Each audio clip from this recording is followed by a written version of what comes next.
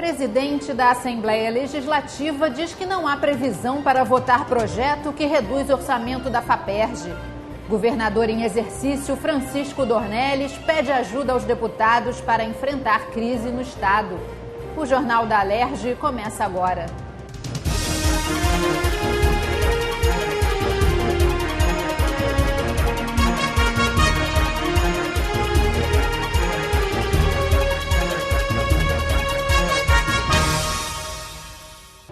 Boa noite. A Alerj deve votar na próxima semana um projeto dos deputados Luiz Paulo e Bruno Dauaire que interrompe a concessão de incentivos fiscais nos próximos anos. A sugestão foi apresentada ao governador em exercício, Francisco Dornelles, que esteve hoje na Alerj para uma visita de cortesia. O governador em exercício, Francisco Dornelles, usou a palavra tragédia para definir a situação do Estado e disse que veio à Alerj pedir ajuda com ideias para enfrentar a crise. A redução de secretarias, de cargos comissionados, a priorização dos servidores públicos e um estudo para a privatização de alguns setores foram algumas das sugestões apresentadas pelos deputados. O governador demonstrou interesse na aprovação de um projeto que interrompe a concessão de incentivos fiscais. Por exemplo, uma determinada indústria, que hoje está no estado do Rio porque recebeu um incentivo. Se esse incentivo ela não estaria aqui. Quer dizer, você não teria nem os empregos gerados. Agora, eu acho que chegou um momento que não se deve mais criar essa expectativa. Principalmente essa guerra de incentivo fiscal está prejudicando tremendamente o país. Uma das grandes perdas e o desencontro geral com essa crise de pagamento do funcionalismo está dando benefício fiscal.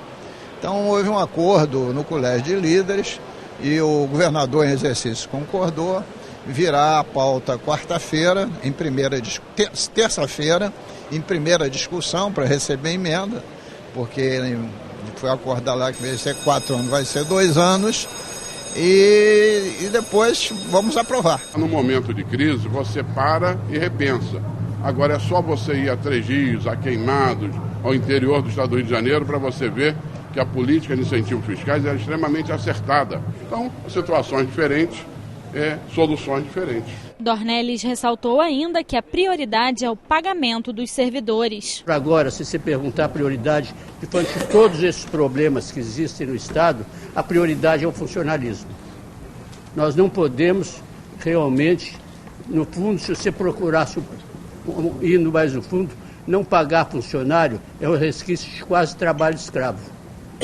Porque você trabalha pretendendo a remuneração e no fim do mês não tem, ou no fim do mês não. Mas temos de um fato real. As finanças do Estado estão totalmente quebradas. E nós temos que ter uma realidade, ainda que eu queira, não tendo dinheiro, como é que vamos fazer? Nós temos que procurar meios, caminhos e muitas vezes até tomar decisões que não seriam definitivas, mas temporárias, para vencer o primeiro grau da crise, que é o respeito ao funcionalismo. A deputada Marta Rocha fez um apelo para que a mensagem que altera regras da Previdência do Estado só seja votada quando for resolvida a situação do pagamento dos servidores. A proposta foi acatada pelo presidente da Casa, Jorge Pisciani. No meu modo de entender, se nós não podemos garantir nesse momento o pagamento de servidores, partir para uma análise dessa natureza seria, no meu modo de ver, uma dupla punição aos servidores. Então, o que eu ponderei de forma imperativa e até intempestiva, que nós já tínhamos superado a minha fala, é que a gente apagasse primeiro o incêndio, o grande incêndio, que é o pagamento dos servidores. Houve uma solicitação da deputada Marta Rocha, que até a solução dos salários deste mês nós não colocássemos em pauta. Quem já acompanhou mais vezes a reunião do Colégio de Líderes, eu faço o sentimento majoritário, eu não tenho uma opinião definida, eu não sou o dono da verdade, eu sou um voto em 70 e costumo agir de forma democrática, é só perguntar a qualquer deputado. A deputada Marta Rocha solicitou, eu vi que tinha apoio, eu conheço os deputados e eu acatei. O presidente da Alerj, deputado Jorge Pisciani, anunciou que não há previsão para votar a PEC que reduz pela metade os recursos destinados à FAPERJ. O anúncio foi feito durante reunião com representantes de instituições científicas. O presidente da Alerj garantiu aos representantes de instituições científicas que a intenção, por enquanto, é não votar a proposta de emenda constitucional. Os deputados defendem a importância da FAPERJ e das equipes de pesquisa para o Estado, mas dizem que é preciso cautela diante da crise em que o Rio de Janeiro se encontra. Só o que a gente conseguiu aprovar de projetos no ano passado para melhorar a arrecadação do governo foram 12 bi. Isso da FAPERJ, eles querem cortar 200 milhões ano. Não resolve o problema do Estado e acaba com a pesquisa, com a ciência e tecnologia. O presidente Pisciani foi muito receptivo, disse que não vai colocar isso em votação, esperar aguardar a questão do Estado, espera que o Estado resolva em outros pontos, desperdício, cargos em comissão são 9 mil, podia ser a metade, e não quebrar a pesquisa, ciência e tecnologia, que é o grande diferencial, é o futuro. Desde que a proposta do governador Luiz Fernando Pezão foi entregue à Alerj, representantes de universidades, sociedades científicas e institutos de pesquisas se mobilizaram em defesa da FAPERJ. A pressão pela manutenção do orçamento da unidade tem sido amplamente discutida em audiências públicas da Comissão de Educação da Assembleia Legislativa. O diretor da FAPERJ destacou a vocação da instituição na área de ciência, tecnologia e inovação. Também defendeu a importância de manter esses recursos para o futuro do Estado. Para ele, a reunião foi positiva diante da posição do presidente da Alerj. A gente conseguiu reformular toda a infraestrutura, atrair centros de pesquisa, fazer pesquisa em algumas áreas que somos, na verdade, lideranças nacionais e internacionais, como, por exemplo, na área de pesquisa em doenças transmitidas pelo Aedes aegypti. O Estado do Rio produz 36% da pesquisa nessa área. Fiquei muito feliz de ouvir a posição do presidente Pisciani, uma posição, eu diria, de Estado, no sentido de que reconhece que, obviamente, a situação é muito grave, mas a sua posição realmente coincide, traria consequências muito ruins para o Estado. Eu acho que ele, na sua fala, mencionou que realmente comprometeria o futuro, exatamente o que pode ser a solução para o Estado. Servidores da educação que estão em greve protestaram em frente à Alerj contra as mudanças no regime de previdência propostas pelo governo. Os manifestantes queriam acompanhar a votação em discussão única do projeto de lei que altera regras para benefícios nas pensões por morte no Rio Previdência. O projeto foi retirado de pauta. Os professores também se mostraram contra a proposta apresentada pelo governo de parcelar o salário dos servidores. O que se vota na Assembleia é a vida dessas pessoas. Então, não só eles podem, como eles têm o direito absoluto de acompanhar qualquer votação.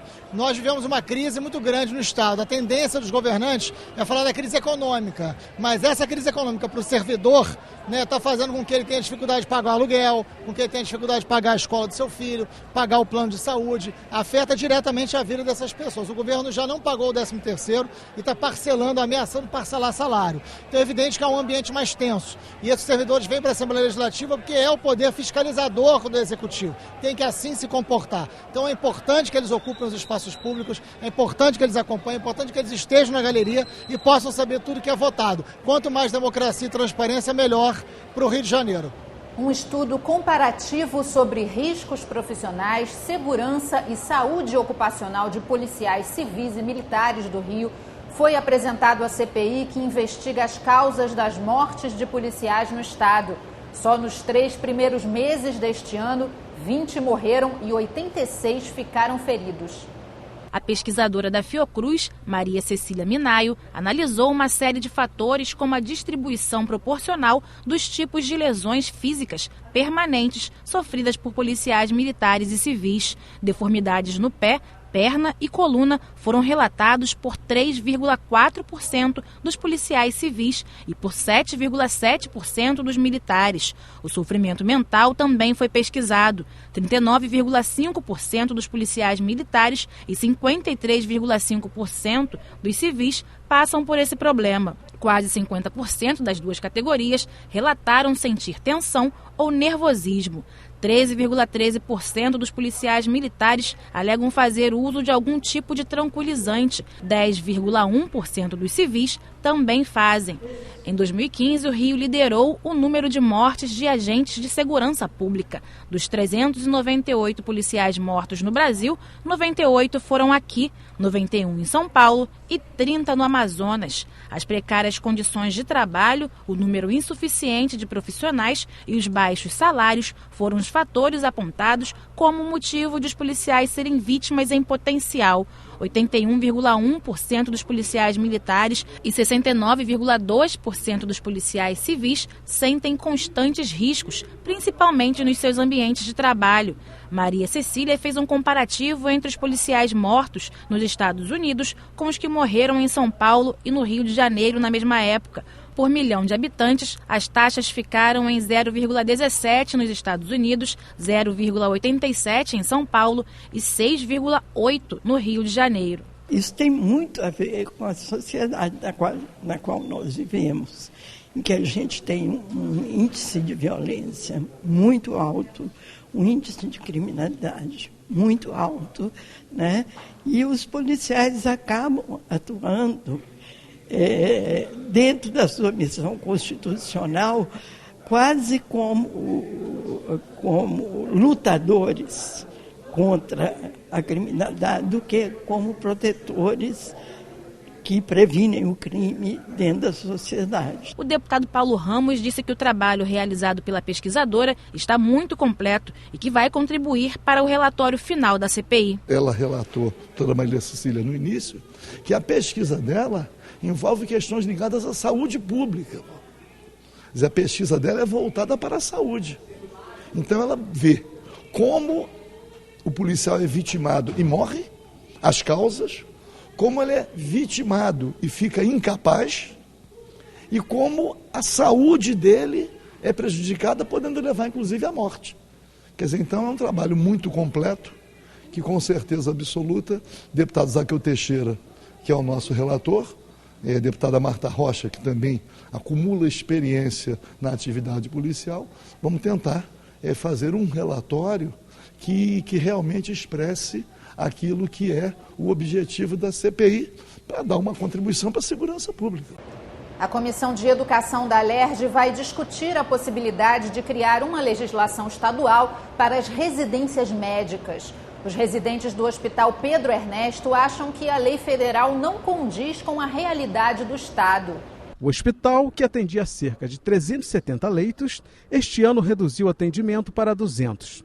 Resultado de uma crise que, para o diretor do Hospital Universitário Pedro Ernesto, se tornou grave. Essa que eu chamo de uma crise aguda, ela se iniciou a partir do segundo semestre de 2015, ainda na gestão anterior.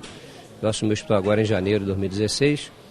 E ela basicamente tem que ver com o fluxo de pagamento das empresas terceirizadas. Segundo ele, para o hospital sair dessa crise aguda, são necessários 5 milhões de uma única vez para fechar o rombo no orçamento e 7 milhões mensais para que o hospital não feche as portas. Mas ressaltou que o momento atual é resultado de uma crise crônica. Para mais de 20 anos, a gente tem um subfinanciamento, uma série de obras importantíssimas que precisam ser feitas para a readequação da estrutura física. É um prédio velho, ele tem 66 anos, então tem uma série de incongruências, inconformidades com a legislação atual. Eu preciso de um orçamento destinado especificamente para isso e que não vem sendo apresentado ano após ano. Mesmo o orçamento desse ano não tem contemplado nenhuma dessas obras de infraestrutura que precisam ser feitas. E a gente está falando de um orçamento suplementar de algo em torno de 30 milhões para poder fazer frente a essas inconformidades. Esse é o tamanho financeiro da crise. O hospital, que é considerado um dos maiores programas de residência do Brasil, tem cerca de 800 residentes que recebem uma bolsa-auxílio no valor de R$ 2.900. Eles têm uma carga horária de 60 horas semanais com dedicação exclusiva, exigência de uma legislação federal. O debate que a gente tem feito é se essas 60 horas para a nossa formação ela tem sido somente um cumprimento dessa carga horária, ou se tem qualidade no cumprimento dessa carga horária, né? Se essa carga horária ela tem prejudicado, né, a saúde mental, enfim, dos residentes, visto a conjuntura que a gente está vivendo hoje, né, do atraso dos salários e da precarização das nossas condições de trabalho. Para ela, a legislação atual não contempla a realidade da residência no estado do Rio de Janeiro. O não contemplar, que a gente tem colocado hoje, é de pensar se a gente vai seguir rigorosamente o que está nessa legislação, né, das 60 horas semanais, a necessidade do cumprimento de uma carga horária mínima, visto que os residentes precisaram fazer um longo período de paralisação pelo não pagamento da nossa Bolsa Auxílio, e pensar de que forma a gente pode alterar essa legislação para poder contemplar a realidade que a gente está vivendo hoje de caos no Rio de Janeiro. 60 horas é um absurdo. Nós aqui aprovamos na casa a dedicação exclusiva dos docentes da UESC com 40 horas. 40 horas IDE. Por que o residente é 60 horas IDE? 60 horas é trabalhar de segunda a domingo. Então nós vamos fazer um projeto legislativo aqui. Eu vou voltar esse debate ainda nesse mês de abril próximo na Comissão de Educação. Vamos apresentar uma minuta. Vamos submeter lá aos setores da universidade com uma consulta preliminar, não esperando a decisão dos órgãos colegiados, e vamos aqui estabelecer um parâmetro novo. O plenário aprovou o projeto que obriga as concessionárias que administram as rodovias do estado a manter um banco de dados com as placas dos veículos que trafegam pelas praças de pedágio.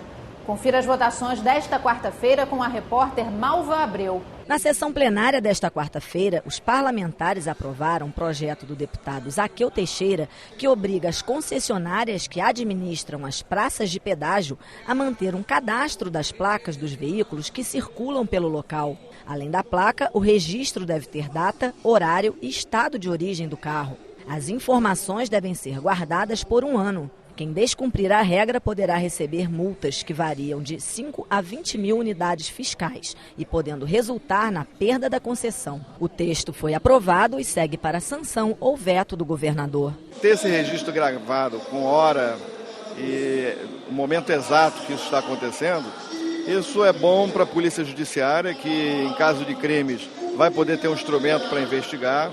Isso é bom para o cidadão, caso esteja sendo acusado injustamente e tenha passado pelo pedágio, ele também pode utilizar essa filmagem como meio de prova. E os deputados Wagner Montes e Zaqueu Teixeira querem proibir a cobrança da tarifa de esgoto dos imóveis e condomínios que fazem o reuso de água de captação da chuva.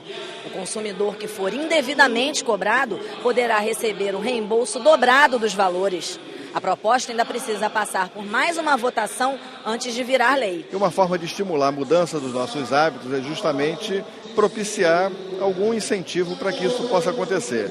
Você isentar a taxa de esgoto para aquelas pessoas que fazem a captação das águas das chuvas, possam fazer a reutilização, o reuso das águas, eu acho que é um instrumento importante para que a gente possa, nesse momento inicial, permitir com que as pessoas se adequem a essa nova forma de viver, que é viver com um ambiente sustentável, viver buscando, de fato, um aproveitamento daquilo que a natureza te dá, para que você possa ter uma tranquilidade que o seu futuro será bem melhor. Os deputados aprovaram a prorrogação dos trabalhos da Comissão Especial de Desenvolvimento da Região Sul-Fluminense por mais 90 dias. Nós já tivemos a oportunidade de discutir a questão do turismo na região sul do estado, da agricultura, mobilidade urbana. Inclusive fizemos algumas visitas vistoriando algumas obras do governo do estado na nossa região. E agora nós queremos a prorrogação para continuar essas audiências públicas, né, na questão da saúde, da questão do desemprego, do desenvolvimento do sul do estado. Serão os próximos temas que nós vamos discutir na comissão na região sul do estado. E a CPI, que acompanha a morte de policiais no estado, terá mais 60 dias para concluir os trabalhos. Vamos ouvir ainda o secretário de Administração Penitenciária, que no dia da oitiva dele tivemos um problema em relação a problemas de trânsito, etc. Mas vamos ter, por último, a audiência pública com as entidades representativas e os familiares dos policiais civis e militares, inspetores penitenciários, pessoal da área da segurança pública, vitimados. Essa prorrogação foi somente para praticamente esta audiência pública e a elaboração do relatório. Este foi o Jornal da Alerj. Confira a nossa programação também pelo site e pelas redes sociais. Até amanhã. TV Alerj, o canal do povo fluminense.